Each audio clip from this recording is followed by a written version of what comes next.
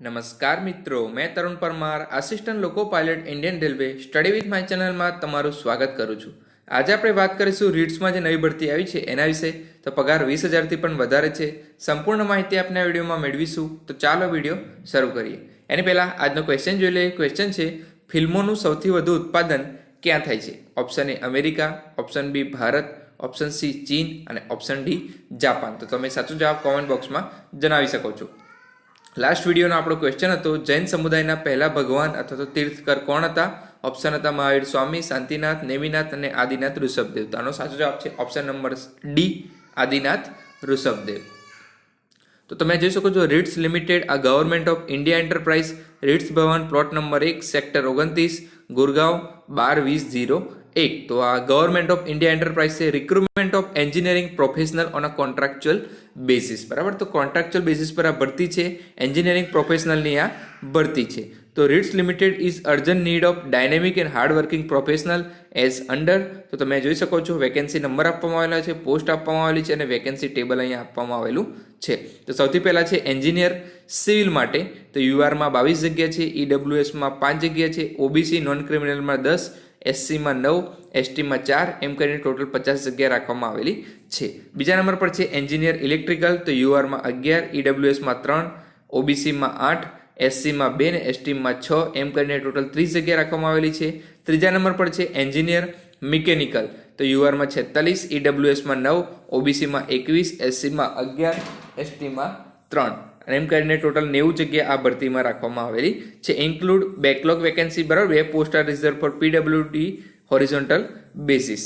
તો આ રીતના અહીંયા વેકેન્સી ટેબલ તમે જોઈ શકો છો. એન્જિનિયર સિવિલ માટે 50 જગ્યા, ઇલેક્ટ્રિકલ માટે 30 જગ્યા અને મિકેનિકલ માટે 90 જગ્યા અહીંયા રાખવામાં આવેલી છે. વયમર્યાદા, તો મેક્સિમમ એજ 40 વર્ષ સુધીના કેન્ડિડેટ આમાં એપ્લાય કરી શકે છે. Cut off date of calculation of age, તો કટ ઓફ ડેટ જે છે એ છે 1/11/2020.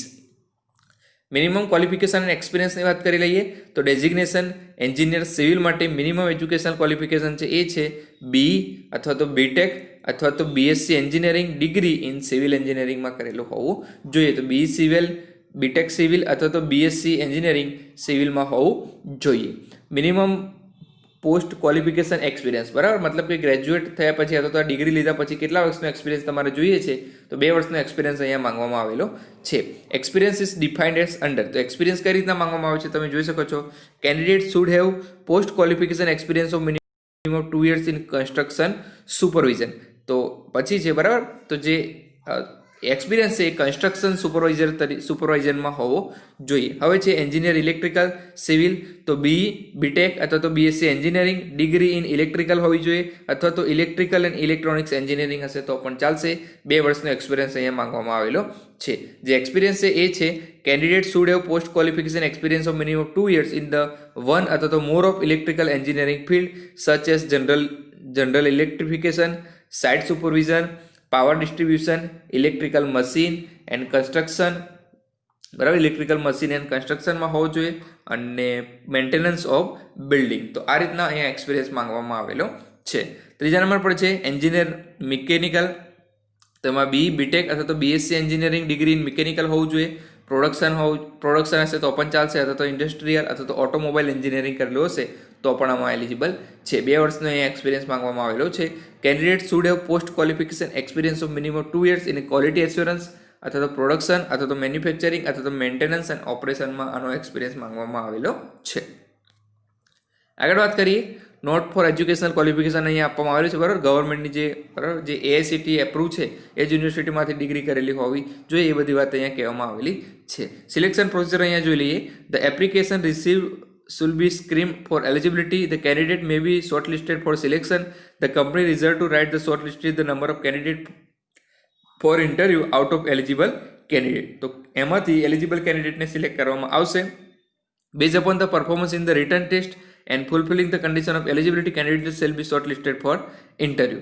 The weightage of distribution of various department on the selection shall be under. બરાબર, તો એક્સપિરિયન્સના 5% ગણવામાં આવશે, રિટર્ન ટેસ્ટના 60% ગણવામાં આવશે અને ઇન્ટરવ્યુના 35% ગણવામાં આવશે. ટેકનિકલ એન્ડ પ્રોફેશનલ પ્રોફિશિયન્સીના 25 અને પર્સનાલિટી કમ્યુનિકેશનના કોમ્પિટન્સીના 10. બરાબર, તો ટોટલ એમ કરીને 100 માર્ક્સનું અહીંયા માળખું તૈયાર કરવામાં આવે છે. તમે જોઈ શકો છો એક્સપિરિયન્સના 5, રિટર્ન ટેસ્ટના 60 અને ઇન્ટરવ્યુના 35 છે. ઇન્ટરવ્યુના જે 35 છે એમાં ટેકનિકલ અને પ્રોફેશનલ પ્રોફિશિયન્સીના 25 અને પર્સનાલિટી કમ્યુનિકેશન અને જે બરાબર કોમ્પિટન્સી છે એના 10 માર્ક્સ આપવામાં આવશે. મિનિમમ 50% લાવવાના છે, એમાંથી 45% SC ST OBC એ લોકોએ 45% હશે તો પણ ચાલશે. ઇન ધ રિટન ટેસ્ટ બરાબર ઓફ 60 માર્ક્સ એ રીતના અહીંયા માર્ક્સ કહેવામાં આવ્યા છે. હવે રિલેક્સેશન અહીંયા આપવામાં આવ્યું છે. રિલેક્સેશન કન્સેશન તમે જોઈ શકો છો. રિઝર્વેશન રિલેક્સેશન અને concession to EWS SC ST OBC બરાબર. અને જમ્મુ કાશ્મીરના જે domicile would be provide against the reserve post બરાબર જે લાગુ પડતું હશે એ રીતના રિલેક્સેશન આપવામાં આવશે. અહીંયા બીજા બધા પણ પોઈન્ટ આપવામાં આવેલા છે. જે PWD કેન્ડિડેટ છે એમના માટે અહીંયા બધા પોઈન્ટ આપવામાં આવેલા છે. તમારે PDF જોઈતી હોય તો નીચે ટેલિગ્રામ ચેનલની લિંક છે, ત્યાંથી તમને આ PDF મળી જશે. તમે ડાઉનલોડ કરીને ડિટેલમાં આનો અભ્યાસ કરી શકો છો અથવા તો વિડીયોને પોઝ કરીને સ્ક્રીનશોટ પણ લઈ શકો છો. નેચર અને પીરિયડ ઓફ એંગેજમેન્ટની વાત કરી લઈએ. The appointment shall be purely on a contract basis initially for period of 1 year. બરાબર, તો પહેલા 1 વર્ષ માટે આ કોન્ટ્રાક્ટ છે, પછી છે extendable until the completion of assignment subject. બરાબર, તો આને વધારવામાં આવશે જ્યાં સુધી વર્ગ પૂરું નહીં થાય ત્યાં સુધી mutual consent and satisfactory performance. બરાબર, જો પરફોર્મન્સ સારું છે તો આગળ કામ આપવામાં આવશે, આગળ આ કોન્ટ્રાક્ટ ચાલુ રાખવામાં આવશે. Selected candidate shall be liable for posting anywhere in the India. બરાબર, તો ભારતમાં કોઈ પણ જગ્યાએ એ તમને પોસ્ટિંગ કરાવી શકે છે. કંપનીઝ રિક્વાયરમેન્ટ કંપનીની જરૂરિયાત પ્રમાણે તમને ભારતમાં કોઈ પણ જગ્યાએ પોસ્ટિંગ આપી શકે છે. પગારની વાત કરી લઈએ તો બેઝિક પે તમે જોઈ શકો છો. એન્જિનિયર માટે 19,860, 1 થી 3% annual increment base on the performance. અને અહીંયા બરાબર અહીંયા ઇન્ક્રીમેન્ટ વિશે પણ વાત કરવામાં આવી છે, તો 1 વર્ષ માટે નહીં હોય, આ કોન્ટ્રાક્ટ ચોક્કસ આગળ વધારવામાં આવશે. એલાઉન્સ તમે જોઈ શકો છો 65% in non metro cities, 70% in metro cities other than Mumbai અને બેંગ્લોર, અને 75% ફોર મુંબઈ અને બેંગ્લોરમાં 75% એલાઉન્સ આપવામાં આવશે. અને બીજી જે મેટ્રો સિટી છે મુંબઈ અને બેંગ્લોર સિવાય એમાં 70%, અને બીજી નોન મેટ્રો જે સિટી છે એમાં 65% એલાઉન્સ આપવામાં આવશે. અધર પાર્ટની તમે જોઈ શકો છો. Medical and accidental insurance for self અને employ contribution toward the PF 12% would be borne by the company. બરાબર, 12% PF આપવામાં આવશે. The consolidated monthly gross enumerate including PF contribution and employer for non-posting in non-metro city come out to be 35,152 which would be result CTC of 4.2 lakhs per annum. બરાબર, તો cost two company 4.2 lakhs પર annum કંપનીને પડશે. Fees અહીંયા રાખવામાં આવેલી છે. The candidate will have to deposit the under mention about fees. Category છે જનરલ ને OBC કેન્ડિડેટ માટે 600 રૂપિયા પ્લસ ટેક્સીસ, બરાબર, જે ટેક્સ થતો હોય એ. અને EWS SC ST PWD candidate માટે અહીંયા 300 રૂપિયા ફી રાખવામાં આવેલી છે. કોઈ તમને ક્વેરી હોય તો હેલ્પ ડેસ્ક નંબર આપવામાં આવેલો છે. નંબર છે 011-3355-7000 અને એક્સટેન્શન કોડ તમે જોઈ શકો છો 13221 કરશો તો તમને કોલ સેન્ટર પર વાત થઈ જશે. હેલ્પ ડેસ્ક ઈમેલ ID પણ અહીંયા આપવામાં આવેલો છે, તો તમને કોઈ ક્વેરી હોય તો તમે આમાં ઈમેલ પણ કરી શકો છો. હાઉ ટુ એપ્લાય, તો before applying and candidate should ensure the satisfaction necessary condition and requirement of the position. બરાબર, PDF તમારે પૂરી વાંચી લેવાની છે.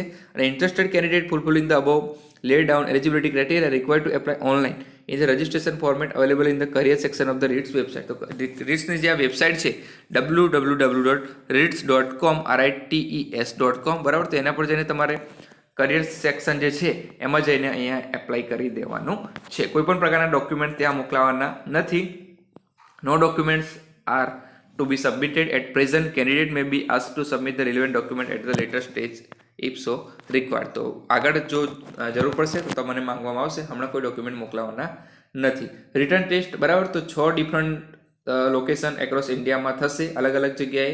અને પર્સનલ ઇન્ટરવ્યૂ અથવા ડોક્યુમેન્ટ વેરિફિકેશન છે એ venue for the selection shall be communicated to shortlisted candidate. બરાબર, એક ડાયરેક્ટ કેન્ડિડેટને જાણ કરવામાં આવશે. તો દિલ્હી ગુરગાંવ પહેલું સેન્ટર, બીજું કોલકાતા, ત્રીજું ચેન્નઈ, ચોથું મુંબઈ, પાંચમું હૈદરાબાદ અને છઠ્ઠું નાગપુર રાખવામાં આવેલું છે. બીજી બધી જનરલ ઇન્સ્ટ્રક્શન પણ અહીંયા આપવામાં આવેલી છે.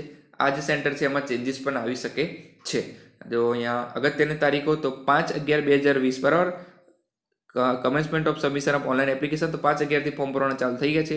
લાસ્ટ ડેટની વાત કરીએ તો 26/11/2020 એની લાસ્ટ ડેટ રાખવામાં આવેલી છે. અને date of selection to be notified later. બરાબર, તો પછી પાછળથી જાણ કરવામાં આવશે. તો PDF વિશે મેં બધી માહિતી આપવાનો ટ્રાય કર્યો છે, તો પણ કોઈ પોઈન્ટમાં ખ્યાલ આવે તમે કોમેન્ટ બોક્સમાં પૂછી શકો છો. બાકી વિડીયો ગમે હોય તો વિડીયોને લાઈક કરો, વિડીયોને શેર કરો, તમે સ્ટડી વિથ માય ચેનલને સબસ્ક્રાઇબ કરો. વિડીયો દેખવા બદલ થેન્ક યુ.